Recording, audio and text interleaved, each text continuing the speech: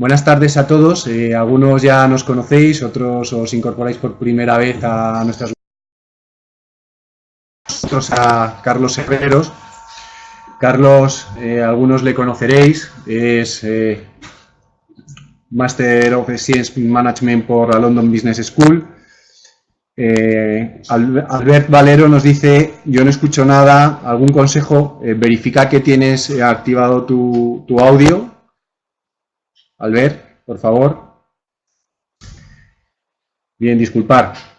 Presentaba a Carlos, decía que es Master of Science in Management por la London Business School, es miembro de la Asociación Profesional de Executive Coaching and Supervision, APEX, es miembro también del Neuroleadership Institute y es director de programas de formación de consultores personales en neurociencia aplicada.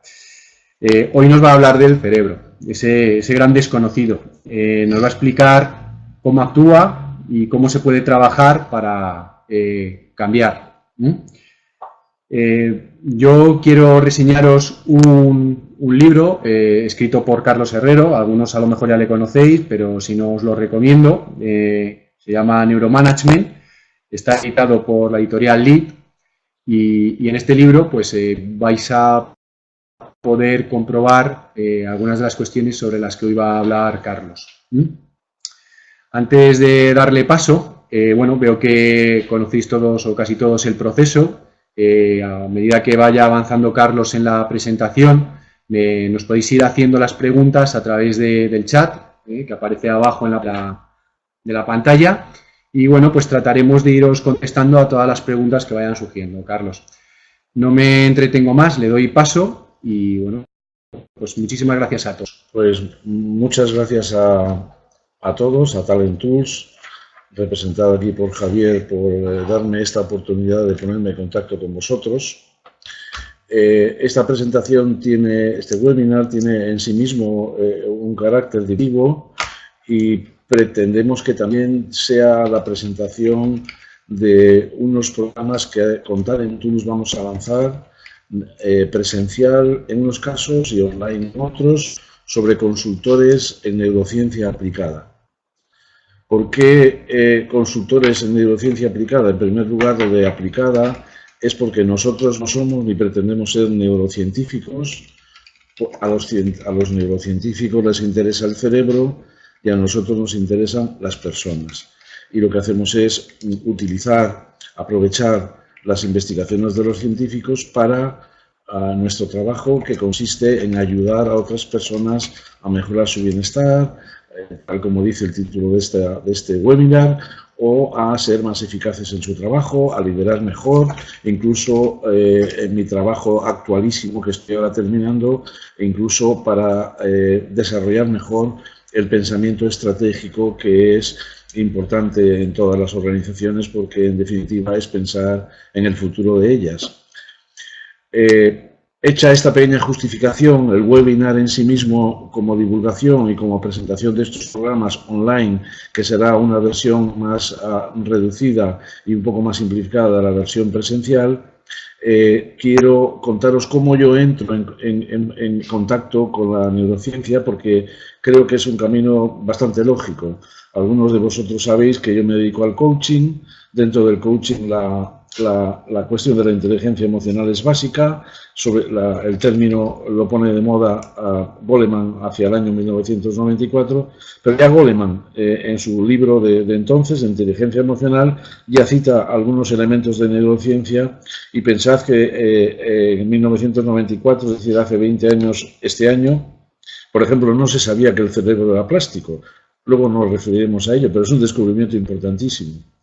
Y como consecuencia de indagar y de profundizar la inteligencia emocional y de dónde viene, o de dónde vienen nuestros comportamientos, o de dónde vienen nuestros malestares, uno llega a la conclusión de que está en el cerebro. El cerebro es la gran máquina que todos tenemos, que nos permite vivir, que nos permite reproducirnos. Yo creo que el cerebro busca sobre todo nuestra supervivencia. Y cuando físicamente eso no es posible, busca a través de la transmisión de nuestros genes, nuestra perdurabilidad o nuestra eternidad, si queréis llamarlo así. Y en este sentido, en el sentido de la perdurabilidad o de la duración o de la sostenibilidad, también tiene mucho que ver con la estrategia empresarial. De ahí que yo en mis últimos trabajos estoy investigando este aspecto. El cerebro ha ido evolucionando igual que la evolución, es decir, el cerebro es producto de la evolución. Y como es producto de la evolución, pues pues os presento una transparencia en la que presenta la evolución del cerebro, empezando por la parte más primitiva, la parte que está más cercana de lo que podríamos llamar la médula espinal, que es el tronco del encéfalo. Es la zona señalada en verde, que es el cerebro reptiliano, donde radican algunas capacidades del cerebro que también tenemos los humanos, capacidades muy básicas, capacidades de búsqueda de alimento, de resguardo, de sexo, de reproducción, y luego a lo largo de la vida evolutiva, como sabéis, se calcula que la vida existe desde hace unos 4.500 millones de años, y en algún momento de la evolución dejamos de nacer dentro de huevos y empezamos a nacer vivíparos. Eran los primeros mamíferos que aparecían sobre la Tierra. Y al aparecer los primeros mamíferos sobre la Tierra, y nacemos y nacemos con el cerebro posible. El cerebro posible es un cerebro muy poco desarrollado, porque si lo estuviera más no podría pasar por el canal de nacimiento, y ahí hay una necesidad imperiosa de que primero la madre, y luego la madre y el padre, y luego la familia, y luego la tribu, o el clan, y luego la tribu, atiendan a los pequeños que nacen. Y eso desarrolla otra parte muy importante del cerebro, que es el cerebro paleomamífero, también conocido como cerebro límbico. Es decir, aunque es un error pensar que las emociones o que la razón o que cualquier función definitiva o importante del cerebro radica en una sola parte del cerebro, sí que podemos decir que el cerebro límbico tiene un modo de actuación eminentemente emotivo, y las emociones son fundamentales para nuestra vida. La evolución sigue avanzando, sigue desarrollándose, aparecen los primates, y dentro de los primates aparecemos nosotros, los humanos, hace unos 50.000 millones de años, y se va desarrollando la parte más nueva del cerebro, el cerebro neomamífero o la corteza cerebral, y dentro de la corteza cerebral es muy importante la corteza prefrontal, que sería la parte que yo señalo aquí, y que se correspondería en la parte azul, no, la parte más baja de lo azul, la que se correspondería con las dos yemas de mis dedos centrales, que es la parte que está sobre nuestros ojos. Y se produce una interrelación continua entre la parte emocional y la parte racional. Ninguna es posible ni se desarrolla sin la otra. Y por lo tanto no podemos decir que nos sobran las emociones o que nos sobra la razón. Las dos partes del cerebro son perfectamente complementarias. Aquí tenéis en la transparencia siguiente una presentación más detallada. En la parte que he señalado de la corteza prefrontal medial sería esta que aquí señalo con el lapicero. Este sería el enlace con la columna vertebral, y este es el tronco del encéfalo. Aquí está el cerebelo, y luego están los lóbulos parietales y lóbulos frontales, pero aquí no se ve la parte interior del cerebro porque está representada por mi dedo pulgar y está, por lo tanto, tapada por la corteza, y esto lo vais a ver en la siguiente transparencia.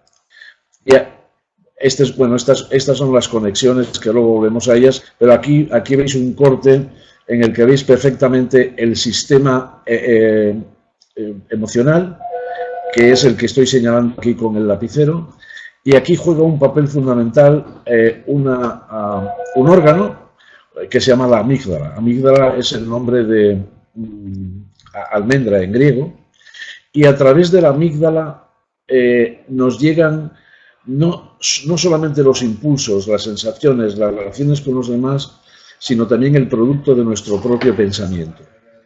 Y la amígdala es un gran defensor de la vida, es decir, la amígdala existe para defendernos y para defender nuestra perdurabilidad o nuestra supervivencia. Y lo que pasa es que en la amígdala entran todas nuestras percepciones, todas nuestras relaciones con los demás. La amígdala hace un filtrado rapidísimo y nos indica si hay peligro o no hay peligro. Y al mismo tiempo, y eso lo hace en centésimas de segundo, mucho más rápidamente que el proceso racional. Y luego la amígdala está conectada, bueno, todo el cerebro son las neuronas, que son unas 100.000 millones, las neuronas son las células del cerebro, están conectadas entre sí por las conexiones que veíamos anteriormente y que son estas conexiones que esta es una neurona conectada. Con cada neurona de estas, como os digo, hay unas 100.000 millones y cada una de ellas tiene 10.000 conexiones con las demás. Como podéis comprender, es la máquina más compleja del universo, mucho más compleja que cualquier computador, que cualquier ordenador que nos podamos imaginar. Pero es perfecto en su funcionamiento. Hay un sistema rápido de advertencia, hay un sistema, sobre todo, de advertencia de peligro. Ahora hablaremos de las emociones y veremos cómo hay 5 emociones que nos defienden de los peligros o de las amenazas o de las supuestas amenazas y solo 3 que nos impulsan a progresar, a avanzar, a crear y a innovar. Es decir, fijaros el sesgo que tiene el cerebro hacia la defensa, el sesgo que tiene hacia la supervivencia. Además, como la evolución ha ido desarrollándose de abajo arriba, en este sentido que señalo con el lapicero, se han ido desarrollando las conexiones neuronales también de abajo arriba. Y tenemos la característica de que la corteza cerebral, que actúa mucho más lentamente que la amígdala, es la que puede modular y puede decirnos, no, hombre, mira, el jefe ese que pega un puñetazo sobre la mesa no es el ladrón, no es el león en la selva que nos va a morder, porque para la amígdala puede a veces significar lo mismo. Pero hay muchas más conexiones de la amígdala a la corteza prefrontal que de la corteza prefrontal a la amígdala. Es decir, la respuesta de la corteza prefrontal es posterior. Eso quiere decir, por ejemplo, en términos prácticos, que la intuición es muy buena, pero que la intuición ha de ser modulada luego por la parte más racional, por la parte, digamos, más humana, que está radicada en la corteza prefrontal. Y, por ejemplo, cuando se estudia el pensamiento estratégico en las organizaciones, cuando se introduce en estas máquinas de resonancia magnética a directivos y se les pone un problema estratégico y al mismo tiempo se le llena, se conectan con las partes del cerebro para saber qué partes reaccionaban, hasta ahora se ha creído siempre que el pensamiento estratégico era una función puramente de la corteza prefrontal. Y cuando se hacen estas pruebas en estas resonancias magnéticas por imagen, se comprueba que aquellos estrategas que tienen mejores soluciones son los que ponen en juego tanto la corteza prefrontal como el sistema emocional, que es un gran descubrimiento de Boyachis, que es un compañero de Goleman. Y por lo tanto, hoy en día se sabe de la importancia fundamental de las emociones. A lo mejor es un momento ahora para contestar. Yo te iba a preguntar, Carlos, que esto que estás contando lo sabemos desde hace muy poco, es muy reciente en términos años. Pues claro, fíjate que cuando le dan el premio Nobel a Ramón y Cajal, que era neurofisiólogo, que actuaba con un microscopio de los que ahora seguramente se venden por Reyes para los niños, pues no sé, en 1909, 1910, por esa, y los grandes descubrimientos de la neurociencia, sobre todo de la plasticidad, al que quiero referir más adelante, es decir, que el cerebro puede cambiar y que podemos cambiarlo, es del año 2000. Y hay muchísimas cosas que no sabemos. Por ejemplo, sabemos que recordamos cosas, pero no sabemos cómo las recordamos. Sabemos que olvidamos cosas, pero no sabemos el mecanismo de olvido. Hay muchas cosas que no sabemos. No sé si hay alguna... Y nos apunta que el Nobel de Ramón y Cajal es en 1906. Bueno, pues... Casi acertar. Casi, ¿no? Yo decía 1910, me parece. Sí. Muchas gracias, David. Muchas gracias, David. No sé si que nos queréis preguntar alguna cuestión. Pero bueno, yo si no continúo y cuando veamos preguntas, pues paramos. Te has saltado una. Bueno, aquí tenéis, como veis, repetida, esta se llama el cíngulo, pero en fin, el elemento fundamental aquí es la amígdala, y el hipocampo, que es donde radica la memoria.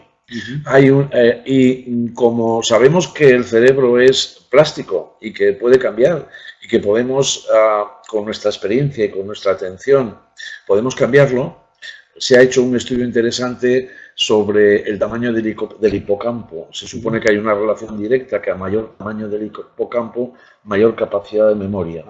Entonces, hasta hace, no sé si actualmente, pero hasta hace pocos años, los taxistas de Londres, para acceder a la profesión de taxista, tenían un examen tremendo que era conocerse, no sé si la mayor parte o todas las calles de Londres. El callejero de Londres de memoria. David, que nos ha hecho el apunte de Ramón y Cajal, también debe tener un hipocampo grande, ¿no? Seguramente, seguramente. Pero bueno, muchas otras personas que se dedican a otras... Google, dice. Google. Claro. Bueno, lo que pasa es que esto debe estar basado más en la nube que en el hipocampo, ¿no? Pero bueno, de cualquier manera. Entonces se estudia el tamaño del hipocampo de los taxistas y es muy superior al tamaño medio del resto de la población, y es porque han tenido que aprender ese callejero de memoria para querer acceder a la profesión de taxista. Pero en definitiva, que sepamos que este es el lugar de la memoria consciente, porque luego tenemos una memoria inconsciente que no sabemos muy bien dónde radica y que tiene que ver con el proceso de nacimiento y el proceso de evolución, de complejificación de nuestro cerebro, al que también me referiré luego más tarde. Aquí yo lo que os proponía es lo que ya he hecho antes de esta transparencia, que es para poder hablar con otras personas sobre el cerebro. Esta imagen la hace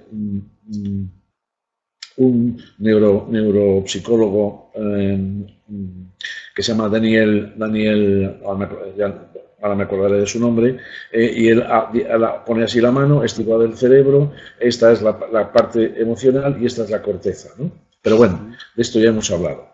Aquí tenéis las puntas de los dedos, representan la corteza prefrontal, es esta parte de aquí, que está encima de los ojos y que, como os he dicho, y es importante recordar, está en contacto directo con la amígdala y se envían señales recíprocas. La amígdala envía señales, la corteza las elabora y las devuelve a la amígdala, al hipocampo, en fin, naturalmente todo está relacionado con todo. ¿Cuáles son las funciones de la corteza prefrontal? Pues la regulación con los sistemas corporales. Bueno, la regulación de nuestros sistemas de respiración, de nuestros sistemas de digestivo, nuestro aparato cardiovascular, por supuesto el aparato motor.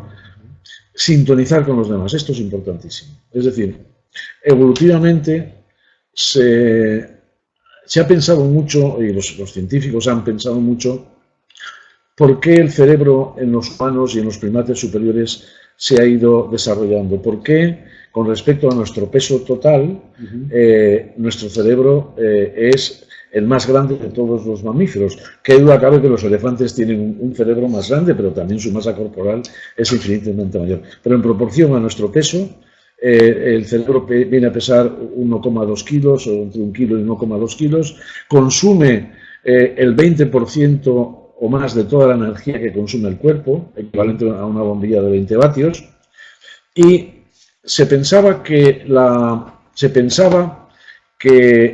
el lenguaje era la razón por la cual el cerebro se había desarrollado tanto. Es claro que el lenguaje es una estructura tan compleja que necesita de un cerebro muy desarrollado. Pero hoy en día casi todos los científicos están más de acuerdo en que la función principal del desarrollo cerebral ha sido la necesidad de vivir en sociedad. Primero dentro de la familia, luego dentro del clan, luego dentro de la tribu, de las villas, de las ciudades y de las megaciudades o de las megalópolis. y la sintonización con los demás, es decir, el cerebro es social y se cree hoy y se defiende que el cerebro ha crecido más que proporcionalmente en nosotros precisamente porque somos los más sociales que los demás primates y no digamos que otros animales del reino animal. Por ejemplo, se sabe que en algún momento, sobre todo en Europa, el Homo sapiens, nuestra especie, convivió con el neandertal, que era una especie más adaptada, más fuerte, pero el neandertal desapareció. Y aunque no se saben muy bien las causas, porque eso pasó hace miles de años, se cree que la razón fundamental de que desapareció el neandertal es que era una especie más solitaria, mientras que la humana era más colaborativa, más colaboradora. Equilibrar las emociones. Te voy a preguntar, Carlos, disculpa. Ana Rodríguez dice, también en la toma de decisiones y frenar los impulsos libidinales. Sí, bueno, claro. Cuando hablo de impulsos libidinales, supongo que se está refiriendo a algo muy freudiano. No tengo ningún inconveniente, claro. Es decir, que Freud hablaba del superego, del ego y del yo, pero los impulsos de la libido, qué duda cabe que la libido es un impulso, es un instinto. Y el frenado, claro que tiene que corresponder a la corteza prefrontal porque si no, no seríamos tan sociales. Por lo tanto, estoy totalmente de acuerdo con ella. No sé si te hemos contestado, Ana. Y luego Belén. Belén dice, ¿el miedo no está modulado por el sistema límbico? Nos pregunta, en especial por la amígdala. No. La amígdala es la detectora del factor de miedo, de la amenaza. Que también puede ser nuestros propios pensamientos, no todo viene del exterior, pueden ser nuestras propias rumiaciones, dicho técnicamente. Pero, y la amígdala nos avisa del miedo. Lo que regula o modula es la corteza prefrontal. La amígdala no modula. La amígdala, como os he dicho, en cuanto hay una amenaza real o imaginaria, además la amígdala no distingue entre lo real y lo imaginario, como la amígdala no distingue entre el pasado y el presente. Precisamente todas estas son de la corteza prefrontal, que como os digo es la que regula a la amígdala y no al revés. Reaccionar con flexibilidad. Ahora vamos a ver enseguida las transparencias de las emociones, de las 8 emociones básicas. La corteza prefrontal nos permite actuar con flexibilidad, permitiendo que una emoción predomine más sobre otra o que predomine más una actitud sobre otra, es decir, nos da la flexibilidad necesaria precisamente para ser sociales. Si no fuéramos muy flexibles no podríamos ser sociales. Mostrar insight, esta es una palabra terrible que, como sabéis, no tiene buena traducción al español. Lo más parecido sería percepciones profundas, pero bueno, y empatía, y prestar atención a la sabiduría del cuerpo. Evidentemente, el cuerpo, Damasio, por ejemplo, habla mucho de cómo el cuerpo nos está enviando señales concretamente de cómo nos sentimos y de cómo vivimos, y el cerebro está muy conectado con otras partes del cuerpo y sobre todo con el estómago y con el corazón, y de ahí que a veces decimos que tenemos mariposas en el estómago, pues eso es una sensación pues de una emoción, o que el corazón late deprisa o que aumenta el ritmo cardíaco, seguramente porque la amígdala nos avisa de alguna amenaza. Y la moralidad seguramente tiene que ver con lo que nos preguntaba de los impulsos libidinosos. La moralidad en realidad es el mecanismo que nos permite convivir con los demás. Y saber, y esto se han hecho experimentos con primates, pero también con niños de 18 meses, los niños a los 18 meses, es decir, cuando todavía no tienen desarrollado el lenguaje, cuando todavía su socialización es muy baja, ya tienen un sentido de la moralidad, tienen un sentido de lo que es bueno y de lo que es malo. Os quiero presentar ahora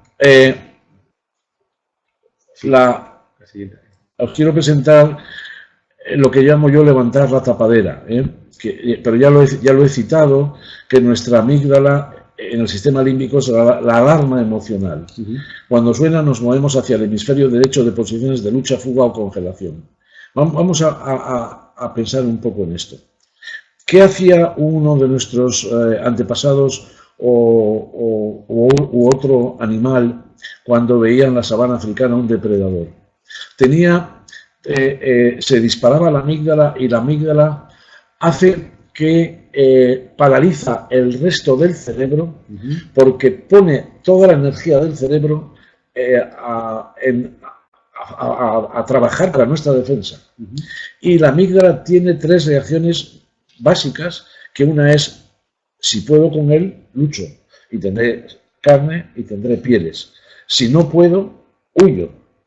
Y la tercera es hacerse la estatua, hacerse parte del paisaje y a ver si de esa manera no te vean. Para esto, y esto sí que tiene mucho que ver con las organizaciones y con las empresas, la amígdala, cuando pone en marcha todo el cerebro y hace que la parte más racional de nuestro cerebro se paralice, una de las funciones que tiene para ello es generar cortisol, que es un neurotransmisor que precisamente nos prepara para la lucha, para la fuga y para la congelación. Ahora, el cortisol, que es un neurotransmisor, como muchos otros, está previsto que, pasado el peligro, se reabsorbe en el cuerpo y no pasa nada. Pero en muchas de nuestras vidas actuales, en muchas de nuestro trabajo en las organizaciones, el estrés es bastante continuo y entonces es posible que el cortisol no se reabsorba. Y que cuando el cortisol no se reabsorbe, causa mucho perjuicio a la corteza prefrontal, incluso destruye neuronas de la corteza prefrontal. El estrés te puede provocar eso. Exactamente. Fijaros la importancia que tiene para un directivo, por ejemplo, saber gestionar, saber controlar el estrés, porque está impidiendo que la parte más... no la parte más creativa, pero quizá la parte más motora y más activa, una parte que influye mucho en el desempeño, como es la corteza prefrontal, está totalmente paralizada. No solamente paralizada, sino que el cortisol está destruyendo partes y del hipocampo también, es decir, de aquel lugar del cerebro donde se almacena la memoria. Y esto consiste en levantar la tapadera. Aquí tenéis otra representación de la amígdala dentro de lo que sería el conjunto del cerebro. Y ahora quería hablaros de las emociones. Las emociones no son un lujo, las emociones no son un adorno. No podemos decirle a alguien deja de ser emocional. El mecanismo de las emociones es el siguiente: cualquier tipo de estímulo o cualquier tipo de pensamiento interno que tengamos entra en nuestro cerebro, quizá a través del hipotálamo, y de allí va el sistema emocional lo califica y lo manda a la amígdala. Y lo califica, o lo manda a la amígdala y lo califica. Y tenemos 5 emociones, y no podemos decir que haya emociones buenas y malas. Todas las emociones cumplen una función. Por lo tanto, creo que es erróneo, y os aconsejo a los que nos estéis compartiendo con nosotros este rato, que no las llaméis malas. Hay emociones que nos incitan al alejamiento, a la evitación, a la huida y a la supervivencia, y hay emociones que nos incitan, que nos acercan a otras personas, que nos invitan a la cercanía y al acercamiento. Y de las 8 emociones básicas, 5, el miedo, la ira, el asco, la vergüenza y la tristeza, son emociones de huida, de evitación. Cuando tenemos alguna de estas emociones, nuestra tendencia es a evitarla, a huir, a no asociarnos con otras personas. Por el contrario, tenemos 3 emociones que serían potenciadoras, o una potenciadora que es la sorpresa y el sobresalto. Esto tiene mucho que ver con la necesidad que tiene el cerebro de aprender. Por eso vamos a poner en relación la necesidad de aprender, que es una emoción potenciadora, con una emoción de distanciamiento o de evitación. Vamos a ponerla con el miedo. Vamos a pensar ahora en esos ejercicios de feedback que tan de moda están en las organizaciones. La gente dice que quiere, todos decimos que queremos feedback, pero estamos queriendo decir que queremos feedback bueno. El feedback malo nos produce miedo. Sin embargo, si cambiáramos el setting, el contexto, la forma del feedback, que en lugar de dar opiniones sobre cómo hiciste tal cosa o cómo te comportaste en esa situación, hacerlo a través de preguntas. ¿Qué crees que pudiste hacer mejor? ¿Cómo crees que actuaste en aquella situación? ¿Crees que si se repitiera, también repetirías tu forma de actuar? Todo esto tiene que ver con la sorpresa y el sobresalto, que es una emoción potenciadora, es una emoción de aprendizaje y es una emoción de acercamiento a los demás. Y luego la última es el contento, la alegría, la confianza. El amor no en el sentido usual o romántico del término. Le preguntaron una vez a un neurofisiólogo Maturana, chileno, que si todos los la misma inteligencia, y él contestó que sí, que el lenguaje es un sistema tan complejo que necesariamente todos los que sabemos hablar tenemos que tener un nivel de inteligencia parecido. Pero añadió Maturana, pero hay una emoción que potencia el conocimiento y que potencia la inteligencia, que es el amor. No entendido como el amor romántico, sino que el amor entendido como que alguien es relevante para mí. Y él dice, voy andando por un bosque y veo un insecto y en lugar de pisarlo doy la vuelta para no pisarlo. Pues eso es el amor al que se refiere. Y en neurociencia tenemos el concepto muy importante de apego. El concepto de apego es el apego es la facultad que nos da seguridad, que nos da confianza y que nos da amor, y no podéis imaginar, no sé si tendremos tiempo porque no sé cómo estamos de tiempo en este momento, pero el apego para mí, se ha dicho tradicionalmente que el cerebro tiene dos nutrientes, que es el oxígeno y el azúcar, y yo añado, y un nutriente tercero es el apego. ¿Hay alguna pregunta? ¿Os quería señalar algo? Nada. Pues tenemos un vídeo preparado, si nos da tiempo al final. Aquí tenéis las emociones presentadas como un abanico, pero bueno, estas no añaden nada a lo que ya hemos visto. Y quería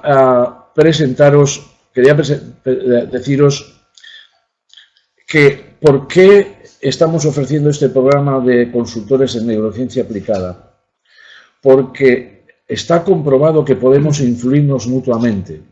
Y el consultor formado en neurociencia puede influir positivamente en su cliente, en su coachee, en su paciente, conectando su cerebro derecho, conectando los dos cerebros derechos. Y sabemos que esto es posible desde que se descubrió las neuronas espejo, Estas las descubrieron Ricciolati en un laboratorio de Parma.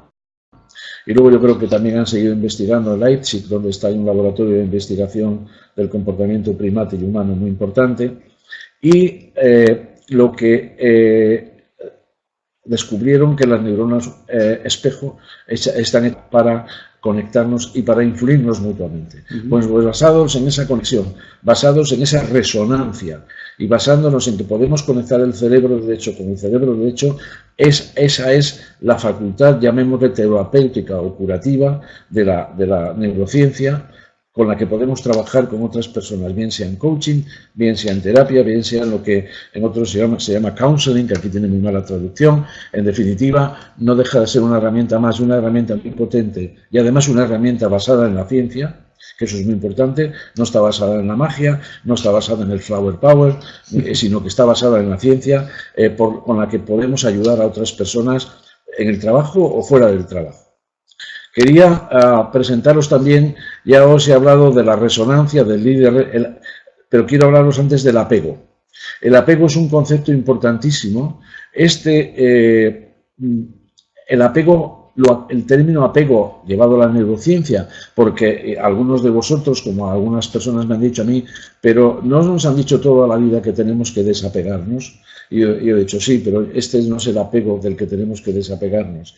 Este es el apego al que deberíamos estar muy unidos. Nacemos con estructuras cerebrales escasamente desarrolladas, porque, ya lo he dicho al principio, si fueran más desarrolladas no naceríamos por el canal de nacimiento. Y son nuestras relaciones tempranas, entre 0 y 3 años, pero entre 0 y 18 meses, sobre todo con la madre, cuando desarrollan la mayoría de esas estructuras. Es como si naciéramos con un conjunto de transistores que, salvo unos pocos, los que están en el cerebro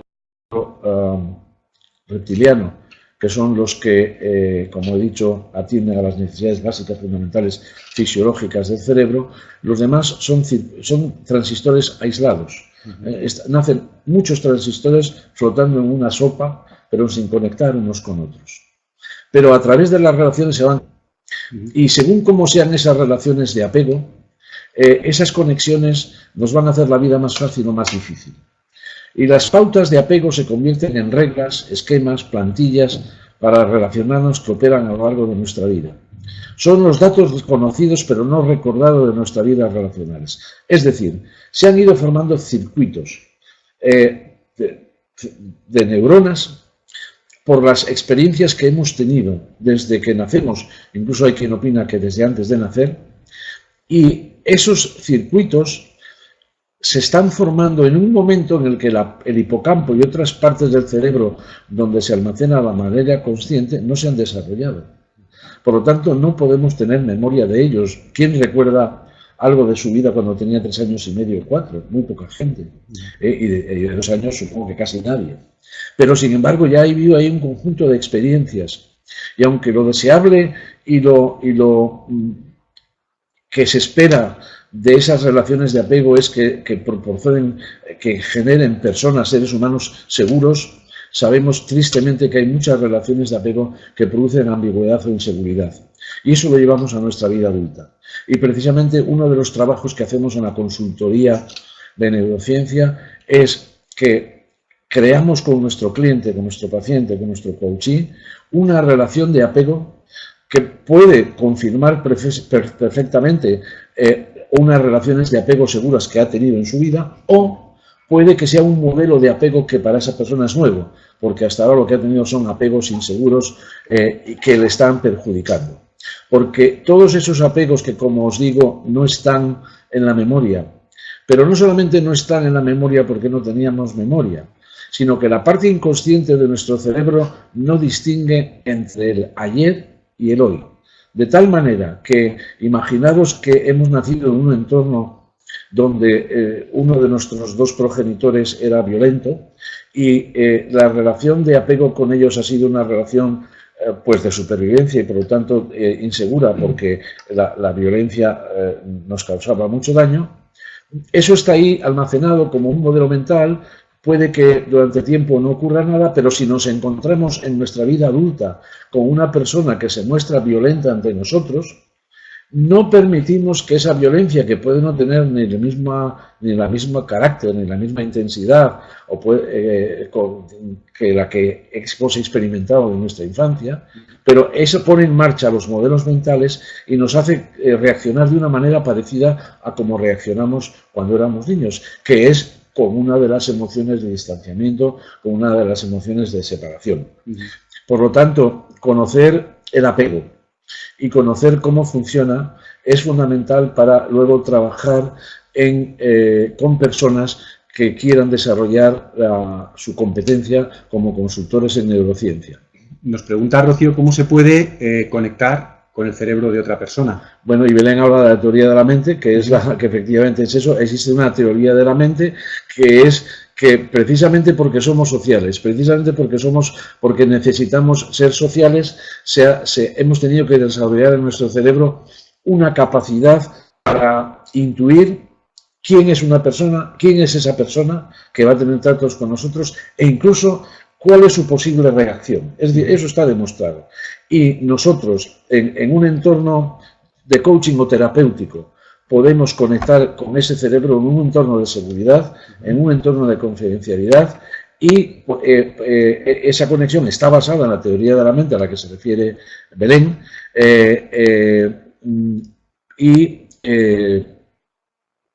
y por lo tanto, como os digo, ese apego deficiente o apego inseguro o ambivalente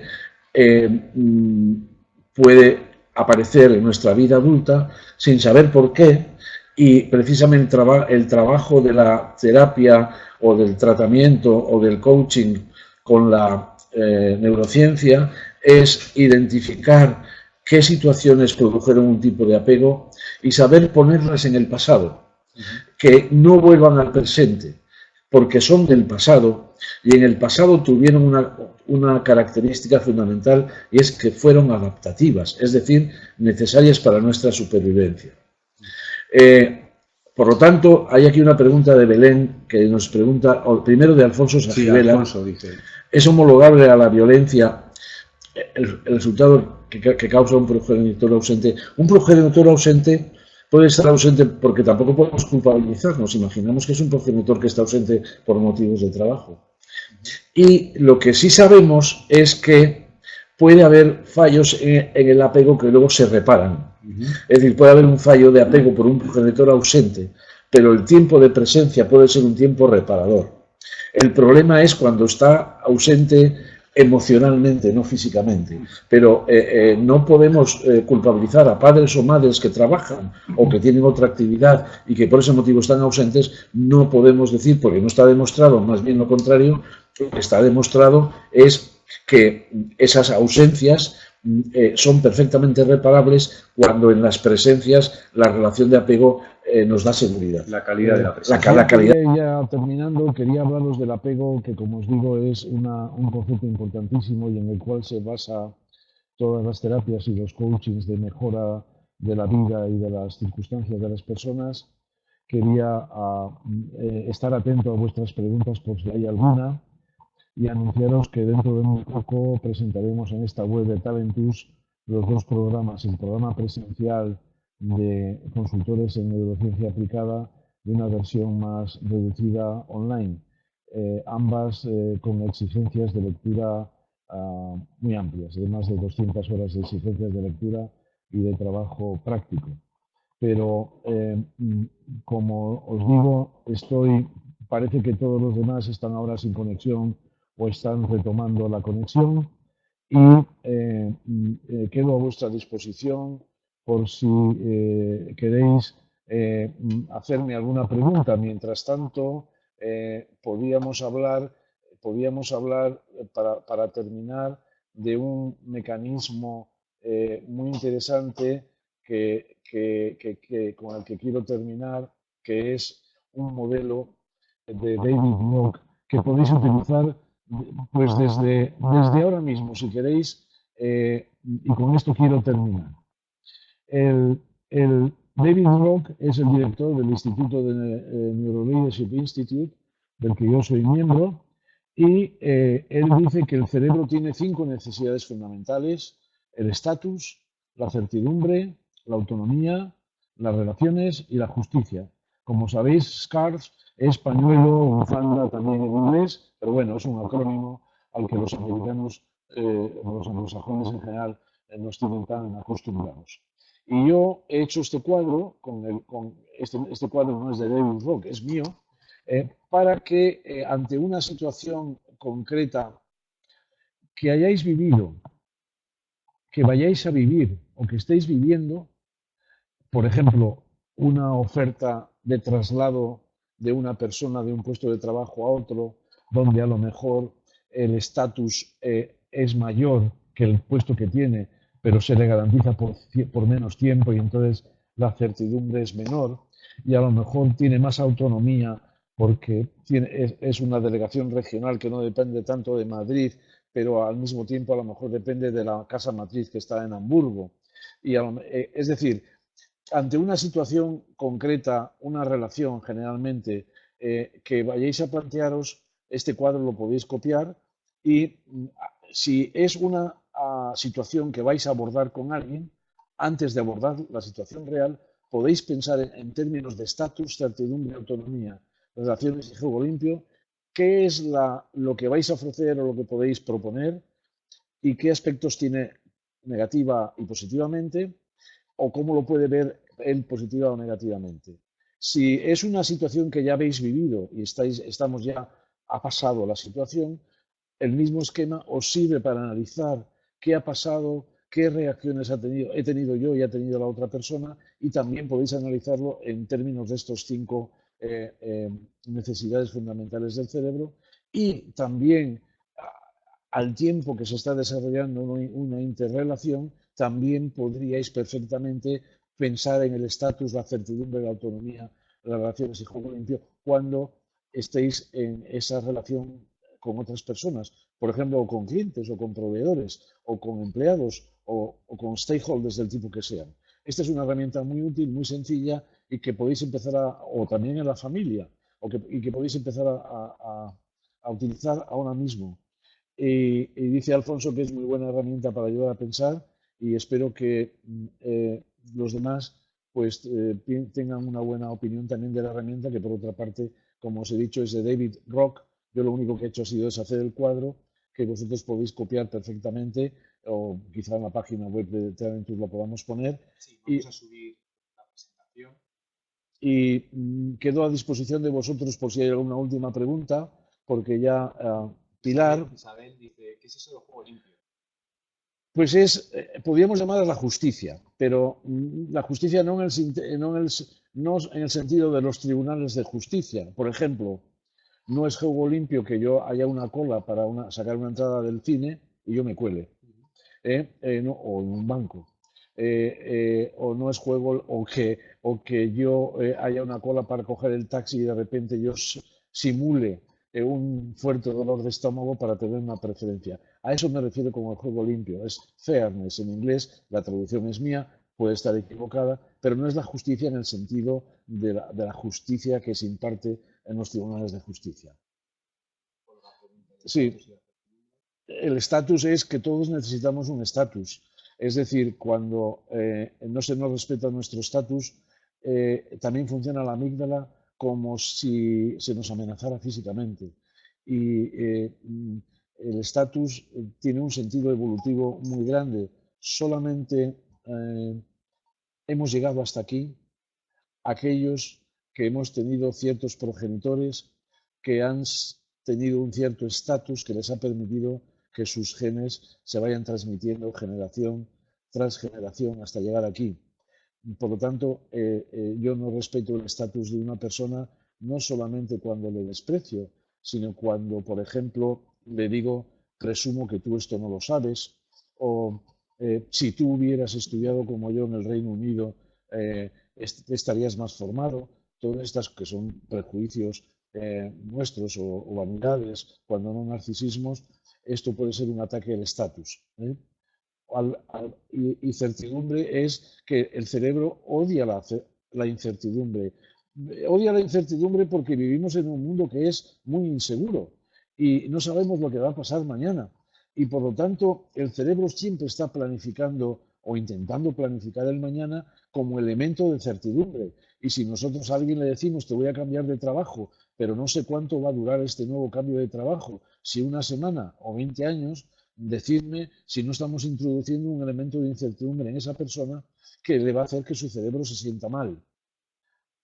Albert dice que juego limpio, nuestros valores, sí, son nuestros valores fundamentales y si incluimos a Albert, como creo que incluyes, los valores sociales, la sociabilidad.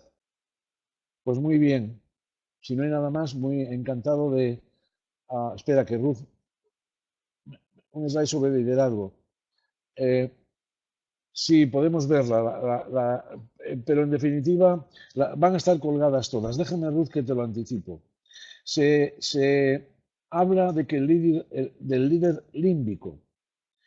El líder límbico es el líder que tiene en cuenta las propias emociones y las emociones de los demás. Y cuando, si no la hay, esa transparencia yo la pondré. Pues pero es el líder que tiene en cuenta el cerebro de los demás y el cerebro propio. Y insisto, esto no es magia ni es flower power, esto es ciencia. Y sabemos que cuando, por ejemplo, una persona que llega a una organización y esa persona tiene un historial de apego seguro, y llega a una organización donde las relaciones de apego son ambivalentes, ambiguas o inseguras, como el cerebro cambia y el cerebro se adapta, se va a adaptar al nuevo apego inseguro. Y esto va a perjudicar a su desempeño y a su trabajo de equipo y a la organización. Por lo tanto, el líder límbico es el líder que tiene en cuenta el sistema límbico, es decir, el sistema emocional, frente a un liderazgo que seguramente como continuación, a lo mejor desde el Concilio de Trento, que te puedes saber desde dónde, ha predominado lo racional sobre lo emocional, y cuando le decíamos a alguien no seas emocional, le estábamos diciendo, hombre, sé más sensato, sé más persona. Pues no, las emociones forman parte de nuestra vida, son imprescindibles, y lo que tenemos es que la corteza prefrontal las regula. Habla Belén de dominancia cerebral, supongo que es a lo que me acabo de referir. Y Alfonso, Belén de euroliderazgo, sí. Belén sí, y a Pilar 1, creo que está escribiendo algo. Alfonso, está escribiendo ahora, dice.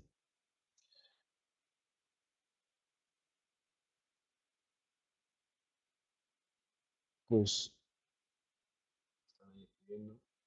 a lo mejor están escribiendo varios a la vez, y entonces pasa como cuando el cerebro recibe varios estímulos a la vez. A ver, ahora ya empieza aquí Alfonso. En toda disciplina humana, finalmente se trata de adaptarse a la situación, ¿verdad?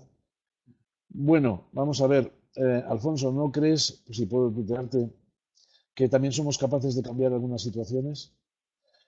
Por lo menos en un entorno muy próximo. Yo no digo que si uno es directivo de una empresa, como una gran empresa de telecomunicaciones, pueda cambiar a toda la empresa. Pero yo también tengo la confianza en que también se puede cambiar. De hecho, no es el tema de hoy, pero en el curso que tenemos previsto, tanto en el presencial como en la distancia, yo me voy a referir mucho a los problemas que tiene el management, la gestión actual de las organizaciones, y cómo las organizaciones no están respondiendo a las verdaderas necesidades, y la sostenibilidad va a exigir seguramente un cambio importante.